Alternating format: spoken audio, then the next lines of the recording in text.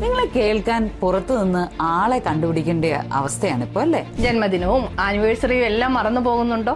നിങ്ങൾ എന്തൊക്കെ പറഞ്ഞാലും അരകിലിന് കാറ്റ് പിടിച്ച പോലുള്ള ഒറ്റ ഇരിപ്പ്. നിങ്ങളുടെ പങ്കാളിക്ക് ഈയിടെയായിട്ട് നിങ്ങളോട് തീരെ സ്നേഹമില്ല അല്ലേ? എന്തിനും ഏതിനും കുറ്റം പറയുന്നു അല്ലേ? അവഗണന ഒട്ടും സഹിക്കാൻ പറ്റുന്നില്ല. അവരുടെ കൂടെ ഇരിക്കുമ്പോൾ പോലും ഒറ്റപ്പെടൽ തോന്നുന്നുണ്ടോ? നിങ്ങളെ കേൾക്കാൻ പുറത്തു നിന്ന് ആളെ കണ്ടുപിടിക്കേണ്ട അവസ്ഥയാണ് ഇപ്പൊ അല്ലേ? ജന്മദിനവും ആനിവേഴ്സറിയും എല്ലാം മറന്നു പോകുന്നുണ്ടോ? നിങ്ങൾ എന്തൊക്കെ പറഞ്ഞാലും അരകിലിന് കാറ്റ് പിടിച്ച പോലുള്ള ഒറ്റ ഇരിപ്പ്. ലീവ് ഉള്ളപ്പോഴും ഫോണും കുത്തി ഒരേ ഇരിപ്പ് തന്നെ. എന്ത് പറഞ്ഞാലും ഒരു മൂളലാണ് മറുപടി.